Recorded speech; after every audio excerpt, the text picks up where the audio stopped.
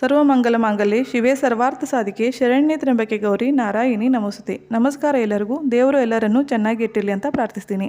ನಮ್ಮ ನಿತ್ಯದ ಕೆಲಸ ಕಾರ್ಯಗಳಲ್ಲಿ ನಮ್ಮಿಂದ ಗೊತ್ತಿಲ್ಲದೆ ಕೆಲವು ಅನರ್ಥಗಳು ಘಟಿಸುತ್ತಿರುತ್ತವೆ.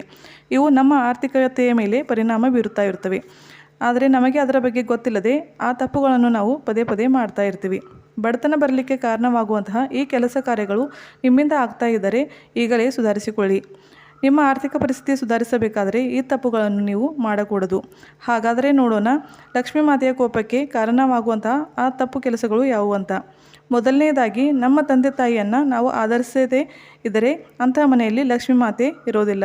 ಯಾವ ಮನೆಯಲ್ಲಿ ತಂದೆ ತಾಯಿ ಕಣ್ಣೀರಿಡ್ತಾರೋ ಆ ಮನೆಯಿಂದ ಲಕ್ಷ್ಮೀ ಮಾತೆ ಹೊರಗೆ ಹೋಗ್ತಾಳೆ. ಯಾವ ಮನೆಯಲ್ಲಿ ಅತಿ ಕೋಪ ಮಾಡ್ಕುವಂತಹ ವ್ಯಕ್ತಿಗಳು ಇರ್ತಾರೋ ಅಂತಹ ಮನೆಯಲ್ಲಿ ಲಕ್ಷ್ಮೀ ಮಾತೆ ನೆಲೆಸೋದಿಲ್ಲ. ಅಡುಗೆ ಮನೆಯಲ್ಲಿ ಸಿಕ್ಕಾಪಟ್ಟೆಯಾಗಿ ಎಂಜಲು ತಟ್ಟೆಗಳನ್ನು ಪಾತ್ರೆಗಳನ್ನು ಇಡೋದ್ರಿಂದ, ರಾತ್ರಿವಿಡೀ ಎಂಜಲು ಪಾತ್ರೆಗಳನ್ನು ಬೇಸನಿಗೆ ಹಾಕೋದ್ರಿಂದ ಲಕ್ಷ್ಮೀ ಮಾತೆ ಮನೆ ಹೊರಗೆ ಹೋಗ್ತಾಳೆ.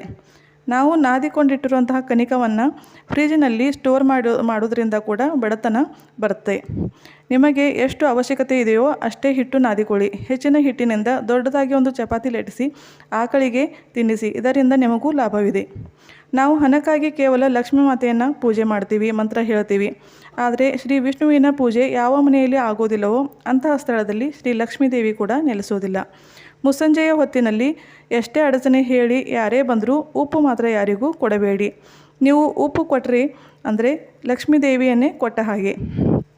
ಅತಿ ದೊಡ್ಡ ನಾಶಕ್ಕೆ ಕಾರಣವಾಗುವಂಥ ಈ ಕೆಲಸವನ್ನು ನೀವು ತಪ್ಪಿಯೂ ಕೂಡ ಮಾಡಬೇಡಿ. ಮುಸ್ಸಂಜೆಯ ಹೊತ್ತಿನಲ್ಲಿ ಊಟ ಮಾಡೋದರಿಂದ ಕೂಡ ಲಕ್ಷ್ಮೀ ಮಾತೆ ನಿರಾಶಳಾಗ್ತಾಳೆ. ಲಕ್ಷ್ಮೀ ಮಾತೆ ನಮ್ಮ ಮನೆಯಲ್ಲಿ ಪ್ರವೇಶ ಮಾಡುವಂಥ ಸಮಯದಲ್ಲಿ ಭೋಜನ ಮಾಡಲು ಕೂಡಬಾರದು, ಕಸ ಗುಡಿಸಬಾರದು. ಇಂಥ ತಪ್ಪುಗಳನ್ನು ನೀವು ಮಾಡ್ತಾ ಇದ್ದರೆ ಈಗಲೇ ಸುಧಾರಿಸಿಕೊಳ್ಳಿ. ಉತ್ತರ ದಿಕ್ಕಿನಲ್ಲಿ ಡಸ್ಟ್ಬಿನ್ ಇಡೋದ್ರಿಂದ ಮತ್ತು ಪೊರಕೆ ಇಡೋದ್ರಿಂದ ಕೂಡ ಲಕ್ಷ್ಮೀ ಮಾತೆ ನೆಲೆಸೋದಿಲ್ಲ. ಈ ತಪ್ಪುಗಳು ನಿಮ್ಮಿಂದ ಆಗ್ತಾ ಇದ್ದರೆ ಈಗಲೇ ಸುಧಾರಿಸಿಕೊಳ್ಳಿ. ಲಕ್ಷ್ಮೀ ಮಾತೆಯನ್ನು ಪ್ರಸನ್ನಗೊಳಿಸುವಂತಹ ಕೆಲಸಗಳನ್ನು ಮಾಡಿ.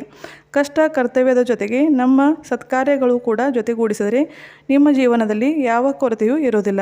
ಶುಭವಾಗಲಿ ಎಲ್ಲರಿಗೂ. By, take care.